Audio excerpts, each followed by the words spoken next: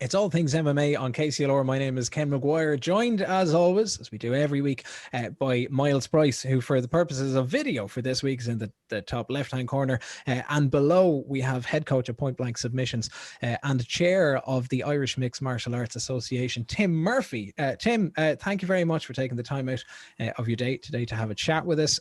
First and foremost, how are you? How are things? Nobody asks me how I am anymore. Yeah, doing well, surviving lockdown as best we can.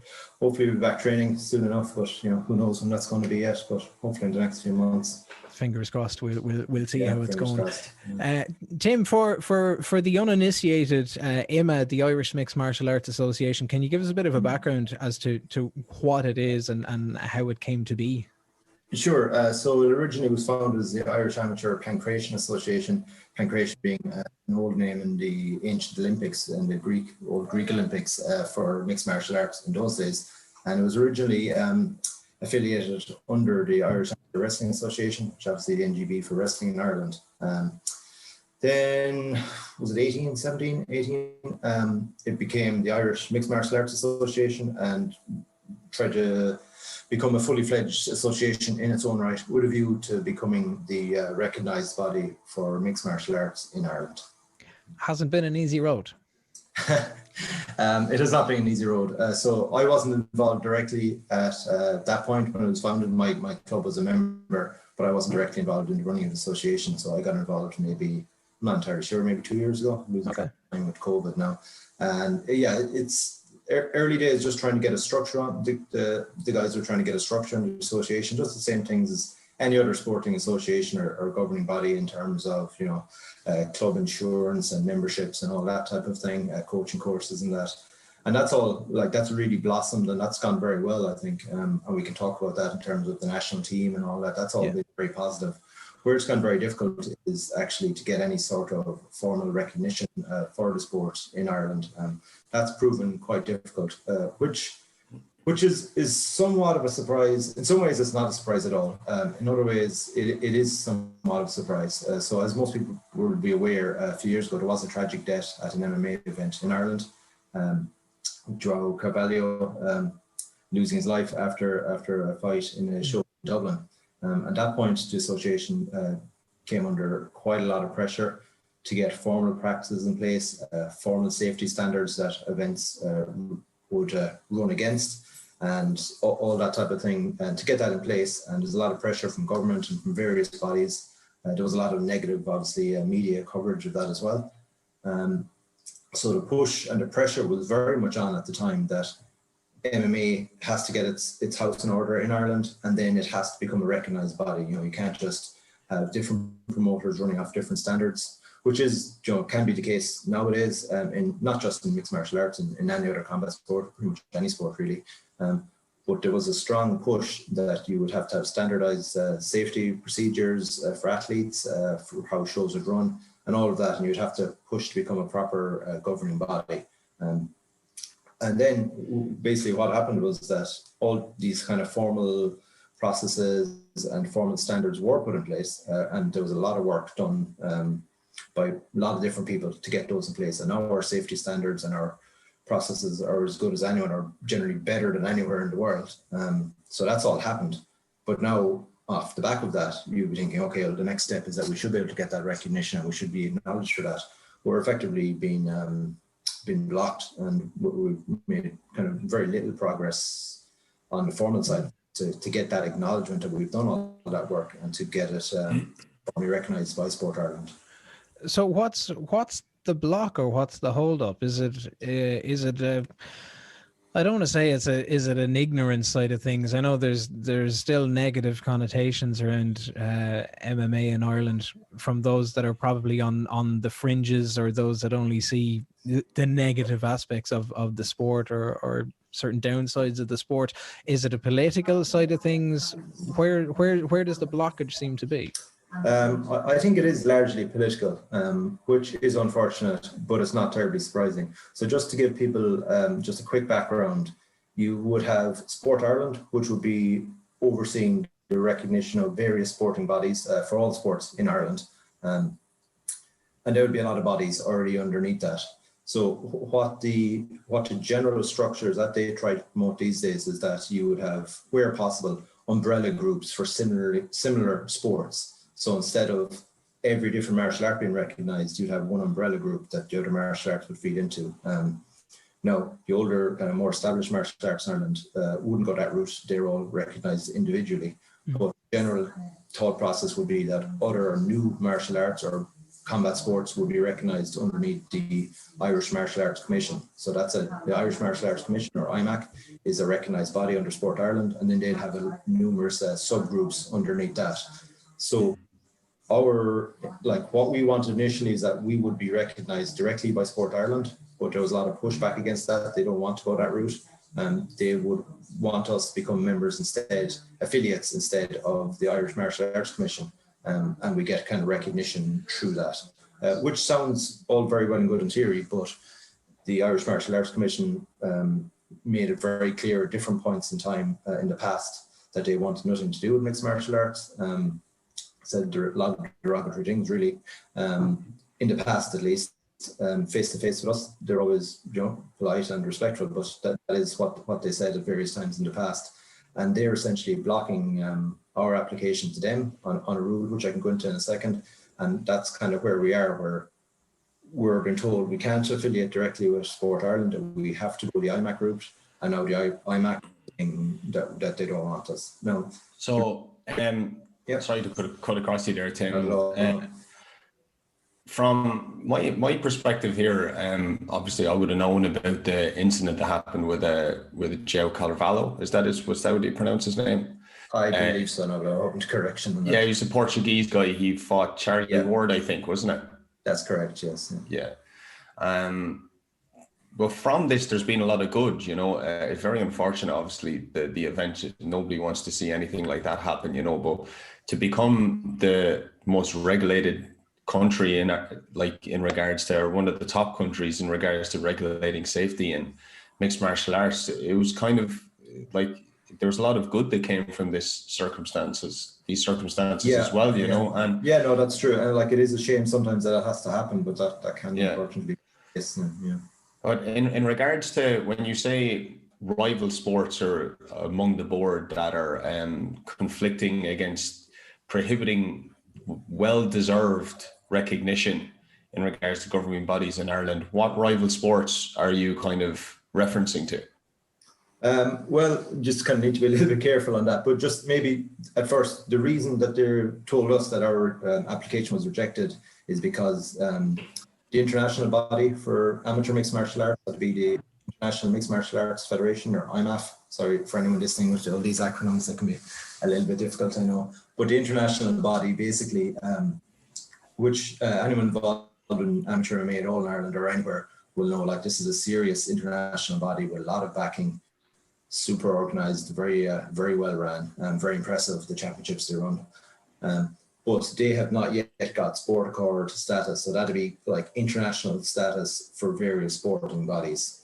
And again, the reason, as far as we can see, the reason that they haven't got that status yet, they've been applying for numerous years.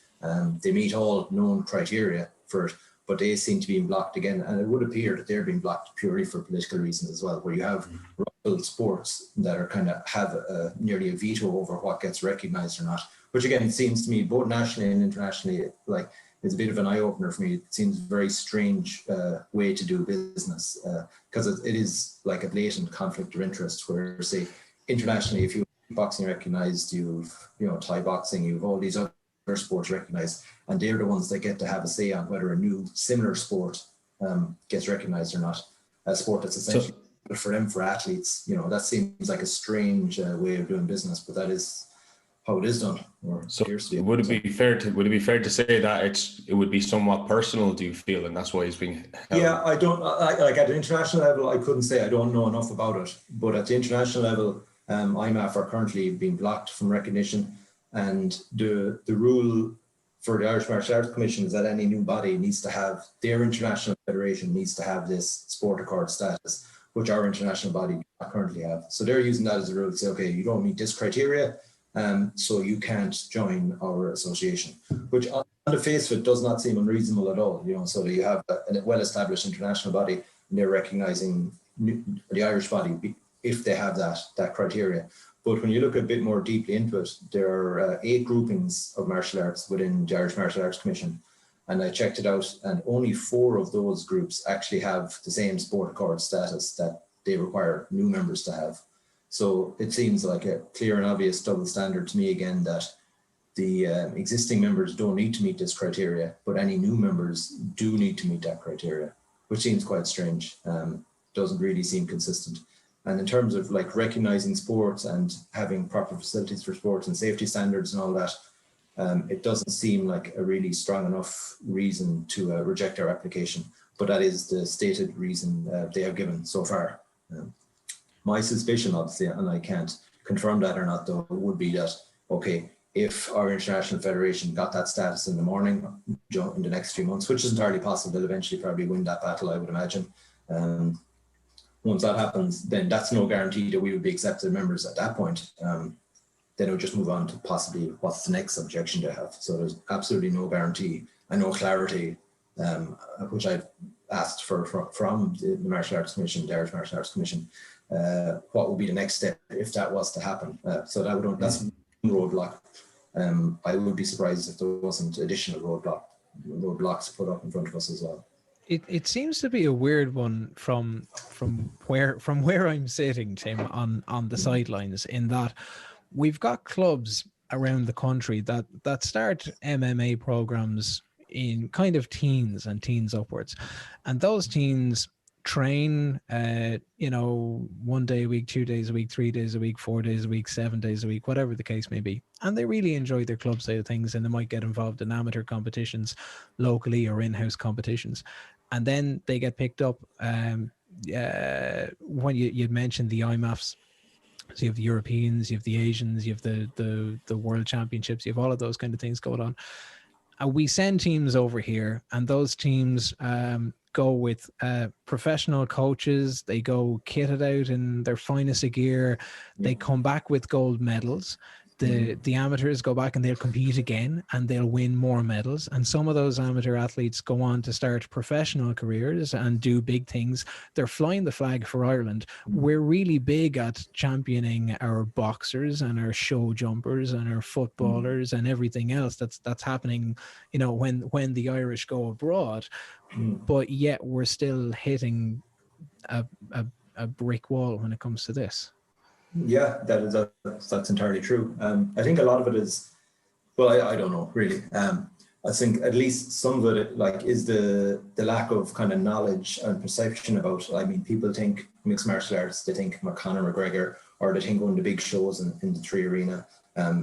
They don't necessarily think of the amateur championships. They don't think of all the groundwork clubs. And I mean, if you look at in the last 10 or 15 years, the explosion of MMA clubs in the country, full-time, good quality facilities has been incredible. And that's I don't think there's any other martial art, and you can correct me if I'm wrong, but there's no other martial arts or other combat sports, or I'd say probably any activity that has seen any type of similar growth, where you have, full-time academies, prior to MMA really taking off in this country, along with Brazilian Jiu-Jitsu. You didn't really see that. You didn't see these full-time academies. You saw some of them, but quite small numbers.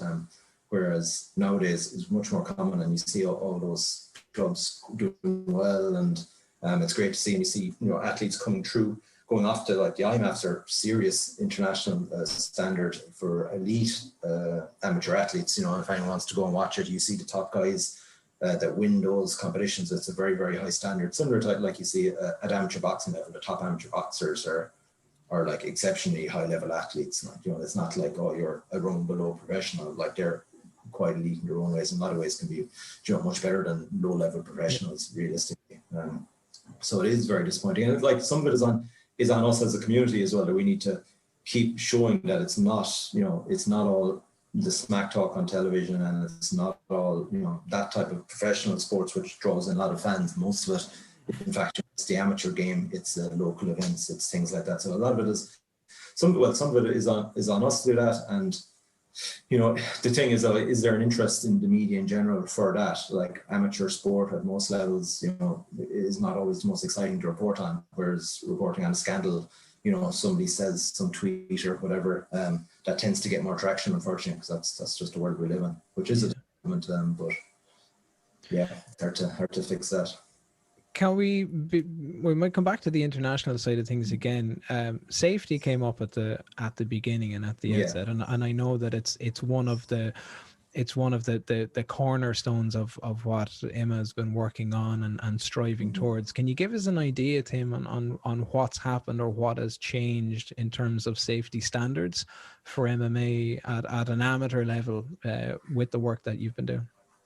Sure. Okay. So in terms of the amateur level sport, most of it would be at a comparable level to boxing, to Olympic boxing. So you'd have your annual or every 6 months blood tests.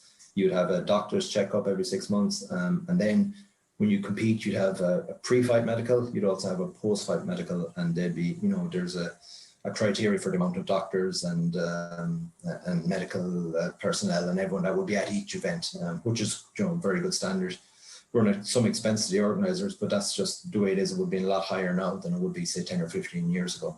On top of that, what we've implemented in Ireland, which has not been done by any other combat sport anywhere in the world, is that there's no requirement that before you have your first amateur match, so that's before you step into the ring or the cage for the first time to have a competition, that you would have a MRI scan on your brain, and that would just so that you can get the all clear that you have no pre-existing conditions that would make it a bad idea for you to be involved in contact sports. And so oftentimes they might be something that happened in training. They might be something, you got hit by a hurley by your brother. They could be, whatever the reason might be. They might be related to your sport at all, and they're generally not specific. The risk wouldn't be specific to mixed martial arts. It could be for boxing, for rugby, for any number of sports where there's a higher risk of getting hit. So that was a precondition to be brought in that you need to be cleared. So we worked with Dan Healy. He's a professor in Beaumont University, or in Beaumont Hospital rather. So he was able to get those scans done or arrange a system where those scans are done nearly cost price, which is very good. And then those scans get reviewed by him pro bono, which is an amazing thing that he does when you wouldn't need to do. So basically everyone needs to get cleared. So you get cleared beforehand, and then you'd be signed off on the Safe MMA website. So the Safe MMA is a charity based in the UK that, in the lack of governing bodies or, something that would track all this, that they take care of, like looking after the fighter records. So that's their medicals, that's their MRIs, and that's giving them advice on, when they should compete again, if they have competed, and if they suffered a knockout or what have you. So those safety standards, I think, are on par with, say, elite boxing, and then this additional requirement kind of takes it above anything else, really. So you have that MRI scan at the start, so you get a clean bill of health, and that gives you not just to give you a clean bill of health, but it also gives you a benchmark that if you are having any issues later on in life, or a few years down the line, that you have that benchmark that you can go back and compare it against as well. So do you feel like that these it's obviously very, very regulated, like even when I compare to when I was competing back in the I don't know if you surely do remember you must have competed in a couple of the tribal warfare shows back in the day, did you, Tim? Oh, I did, yeah. That's proper old school that now, isn't it? Good times. Good times that now, yeah. So my tribal warfare belt hanging in the gym. Oh, do you? Yeah. What was it? Your Intercontinental or the Universal, or they had a couple of names, didn't he, Mark? Intergalactic, I believe it was. Yeah, Intergalactic. Yeah, George Lucas eked your heart out on that one. Well, I was going to say, if you compare the standards even back then, even competing amateur to pro to now, I mean, the drastic difference, I can't help but kind of maybe compare a little bit to, like, maybe you could give us a little bit more insight in this, but was it as difficult for boxing when back in the day when they were trying to integrate into a governing body like into Ireland? Is it just like a similar process where it's just general human nature where it just takes a little bit of a push and kind of going through the resistance a little bit, and then eventually you'll get that recognition and it'll happen? It just takes that time. Yeah, I would hope so. Yeah, I think it's a case of that we just need to keep pushing at it, and keep pushing it. With regards to boxing, I'd say I'm not sure when that was established, but it would have been way back in the day, I'd imagine. So I'm not sure what it would have been like different in those days. I mean, the safety standards would have been completely different. So I think it probably is a case that we just need to keep pushing at it and not take no for an answer. What is kind of frustrating is that because it's just that kind of pushback, and like I've spoken with Sport Ireland, with the Irish Martial Arts Commission, different journalists, different people. It's like, if you want to tell us, okay, we're doing something wrong here, or there's some activity we're doing wrong, and like give us reasons for that, because if there's something we're doing wrong, we can try to change that and fix it. But that has never been the case. No one's ever said after a presentation I've given, oh no, you're missing, X, Y, and Z. It's always been, oh, that's great. That all looks very positive, and then it kind of goes nowhere, which is disappointing, realistically. And I think there is always a pushback in new sports, and like there is a pushback, I think, with mixed martial arts, and that it looks different to boxing. I think people are used to the idea of boxing, and they're used to the idea of getting ahead standing, and they can kind of accept that. They see MMA and it is different, and there's kicks flying and there's punches on the ground and that does take a bit of getting used to. And somebody who doesn't know what they're looking at, it can seem like a bit of an all-out brawl if you don't know what you're looking at. But obviously that isn't the case, so it's about changing that perception. And I think a lot of it just, there's probably an element of snobbery as well from maybe the older martial arts that are involved. And there's probably also an element of fears that they've probably lost a lot of ground, I would say, over the last 10 or 15 years. To MMA in terms of participation numbers and all that. So I'd be surprised. Of course, yeah. Factor as well, if they're being honest. And there's also a factor talking about some of the traditional martial arts. Some of them can be a little bit strange, and they're a little bit particular in how they like to do things. And I don't think a lot of them like the combat sport approach to things, where you don't have everyone lining up and you don't have everyone wearing matching uniforms and that. And I think that's probably a factor as well. And that's why, a conflict of interest, that if they are the people that are having a say on whether something's recognized or not, it doesn't seem appropriate to me, at least. And fear seems to have a big part to play in that, because if it does become recognized, then it's it kind of gives the control away, that the last bit of control they may have. Yeah.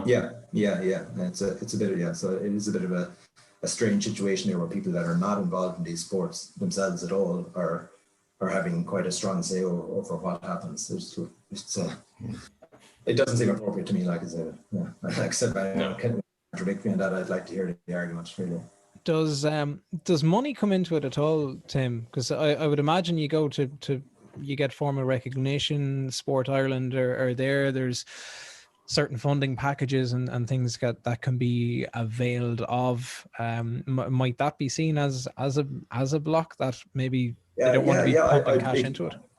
Yeah, that could be the case as well. Yeah, that could well be the case. So each governing body will get a certain amount of funding in terms of like the different martial arts groups and things like that. I doubt it's very high. Being realistic, obviously boxing gets a lot of funding, but most other groupings probably don't get huge amounts. But then again, it's a kind of funny situation where if you have an umbrella group where you have like completely different associations, so you have like Aikido underneath it, you have Taekwondo, you have kickboxing, and they would all be entitled to a slice of that cake. So you add more groups in there, and presumably you would dilute that down again. So that's another possible kind of factor where it's kind of probably or presumably in the recognized body's interest not to have more recognized bodies. Let's jump forward maybe 6 months, 12 months, 24 months. IMMAA are formally recognized. What's the vision or what happens then? Yeah, well, I guess for most people, day to day, presuming in a post-COVID land, we get back to training and competing again. Like for a lot of people, it might make a huge amount of difference. So like the main work that's going to help people, I think, and that's going to help the sport is the stuff that, Andy Ryan is doing, Limo Griffin and Danny Corr and people like that. So they're the ones that are trying to, running squad sessions, selecting teams to go to championships, and that type of stuff. And that's what, really important to actual athletes. And most people won't care what I'm doing, to be honest with you, in terms of talking about Sport Ireland. I just think it's a boring subject because, it is in a lot of ways. But so that's what's actually important. And also what we'd like to start growing as well is running more novice championships and in-house competitions and things like that, so that we would run them through the association, running at teenage levels, kind of small level competitions, because that's what actually grows sport, really. Like that's what's really important, getting back to to doing those type of things like pro sport, that then will, that'll be, we'll say, the bulk of people. And then that would feed into like an All-Ireland championship, hopefully down the line, where you get the kind of the top amateur guys start competing in that. And that obviously then feeds into national team squad sessions and international trips. So just basically improving the structures and the sporting opportunities for all athletes, be it just the recreational people. So you have a 16-year-old that just wants to do, a few novice championships, doesn't want to take it too seriously, just have a bit of fun. And then, but to give them that pathway, so that'll be probably the bulk of people are just like that. And then to give the people that are a bit more serious, that want to put more time into it, that they can go up through the levels and that they have a clear pathway that they can go, okay, going from novice level to national level, national championships. And then if you want to go on to internationally, you have that support and you have that structure to do that. And then if you want to go pro down the line, that you have the opportunity to do that as well. Whereas say back in the day, there was no such thing as that. I know, like when I was fighting, when Miles started fighting way back in the day, I mean, you might have 1 or 2 amateur fights and then you have a pro fight, 2 weeks later, and that's just the way it was. We're trying to move away from that. And the sport in general is moving away from that, is moving towards, you would have, a lot of amateur fights, and amateur fights is not like you do 2 or 3 of them, then you turn pro. No, it's like you might have 20 or 30 or 40. Like in boxing, you'd have a lot of amateur experience, and then, because you have that avenue, that you've a progression to go along. And then if you want to go pro, a lot of people probably won't bother, Does it require buy-in or support from at club level, whether it's Point Blank or whether it's Rhino or SBG or whoever the case is? Is there good support on the ground for it? I think in general there is good support. So most of the clubs in the country, I wouldn't have an exact breakdown, but most of the clubs are members of the association, and obviously we'd like to keep improving that. So not everyone is, but the majority of people are. And would like my view on that would be like, the association, you join the association as a club, then you get your club insurance as part of that. That's part of the thing with it. And then you have the ability to send your members to squad sessions, things like that. We also have individual membership. So if you want to get involved, you get you pay for an individual membership and you get a card and that, and then you can go on, you can do gradings, you can do the squad sessions, things like that. It does require buy-in. Like nobody's going to be forced to join the association if you don't want to join it. You want to stay on the outside. That's entirely everyone's own business, and there's no reason. You don't have to join. You can run your own novice championships or anything else without joining if you want. But what I would say to people, and people are kind of a bit on the fence, is that and anyone that's been involved in other martial arts will kind of know about these things. Is that I was involved in Taekwondo for many years before I got involved in MMA. And there's I don't know how many national associations, 5, 10, who can say anymore? Like I can't keep up with them. And similarly, there's any number of international bodies. There's probably 5 or 6 world championships every year. And it can be similar in kickboxing things, well, even though there are main ones in kickboxing. If you want MMA to go that route, we can all have our own association. You can end up with 5 different associations, 5 different national championships, and all this type of stuff. That is not a good route to go down. It should be a case of, you have one national governing body that everyone is a member of, or as many people as possible, and then you have one championship. It shouldn't just be a case of what happens in other martial arts is that myself and Miles and Andy, we get on, so we have one association, and then other guys, the SPG guys, end up having their other association and they just don't talk. And that's not a good route to go down. It should be a national governing body. Should be something where everyone is a member of. You don't have to be best buddies with everyone in the association. Why would you be? In GA, in the FAI, do you think every club or every members are buddies? They're not. They're just all part of one association. And that's, I think, important, that buy-in, that will make the sport stronger, particularly compared to these other combat sports, I think. Miles, what would it mean for you as somebody who's also running a club? I mean, to get things like structures and gradings and being able to, push people onto regionals and nationals. I mean, I think it's something that every martial artist, mixed martial artist in particular in Ireland, has been kind of urging for years. I particularly have very interested in everything that Tim has to say there. I can really resonate with it. And I just feel like if you have a governing body for mixed martial arts for young athletes, you're giving them the sense that they have structure, they have something that's official, and it gives confidence as well to all the coaches that are involved. And I love the reference to the FAI, you know, there should be one governing body where everybody fights for one championship, one national championship. And there's just something there, great structure, a structure that pretty much I wouldn't have had, or Tim wouldn't have had, and anybody starting off years ago wouldn't have had, you know. And the effort I feel like that's put into mixed martial arts these days, and the possibilities for young men that don't necessarily want to, you know, compete, but if they do compete, it could propel them and build their confidence to do better things with their lives anyway, you know. So it's not all just about competing, you know. Having a governing body is to get people off the couch and have the confidence to know this is official, this is something that's big and supported, and it can bring me to new heights, and it can ripple effect into many different avenues in somebody's life, you know. So I feel like that it's just going to really bring everything together as a whole, and it's worth fighting for. And it's guys like Tim who are on the forefront of that. And I think that that you need a big clap in the back for that, Tim, to be honest with you, because that's a lot of hard work, and that's difficult. Like, you know, you're up against a lot of resistance and a lot of negative feedback, I would have thought, a lot of the time, with a lot of effort that's being put in, along with a personal life and a work life, like, you know. So fair play. Cheers, thank you very much. Just to kind of just echo what you're saying there again, but also like to give people that formal recognition that they are doing something real. It also can apply to, you know, like a mother's bringing a teenager down to a club. You know, she walks in, she's okay, this is a affiliated club with Irish Mixed Martial Arts Association. You know, they know then that means this club is insured. The coaches have done coaching courses.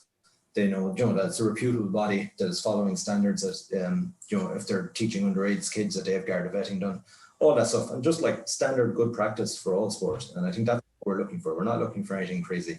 We're not looking for anything unreasonable. We're all martial artists. We're all sports people, and it's just to have those formal structures in place, the same as you would expect of any club, basically, or any sport involved. And that's all we're looking for, really. And like, I don't think it's anything that unreasonable. And again, so like, if anyone watching, if you are involved in a club that's not a member, I would just like talk to your instructor, ask them why not. And like, people don't have to be, you know, like, they don't have to be a huge fan of me. I'm just volunteering my time to do this, as is everyone else in the committee. If other people want to step up and help and get involved, you know, please do send me a message, send me an email. You know, the more people involved in this, the better. And definitely the more people with, you know, diverse opinions, you know, that have, you know, might say I'm talking nonsense about something. Okay, that's fine. Let's hear their opinion. Let's, you know, it doesn't all have to be everyone agreeing with everyone else. I mean, there should be a diversity of thought, and there should be, because different directions sports can go. So I think everyone should be representative, you know. And if you're on the outside looking in, well, maybe try talking and seeing, can you get in? Because I mean, we're trying to do everything the right way. We're trying to, you know, not go into the mistakes, because there's a lot of, you know, a lot of examples of different associations and different sports doing things badly. You know, it's easy to find examples of that.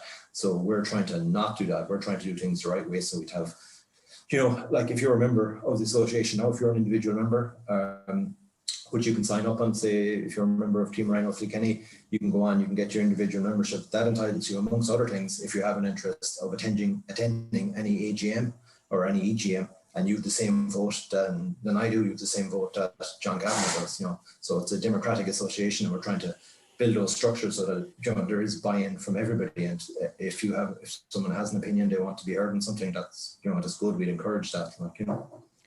Tim, just before we run out of time altogether, for people that want to keep an eye on what's going on, or to learn a bit more about the association, where can we direct them to? Yeah, so the website is mmaireland.ie.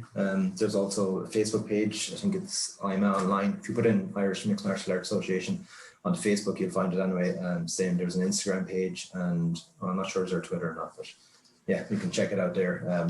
The content on Instagram and Facebook is updated regularly, and it's well worth checking out. There's a nice back catalogue, really, of fighter profiles and club profiles, coach profiles, different things like that. So that's well worth to read and give it a follow. Well, look, long may the journey continue, and hopefully it won't be as fraught with brick walls and obstruction and everything else that it has Hopefully been for not. the last It can be while. a bit of a tedious business trying to get over those walls. For sure. This has been All Things MMA on KCLR. You can catch up as always online at scoreline.ie, Spotify, Apple Podcasts, Google Podcasts, and the KCLR app.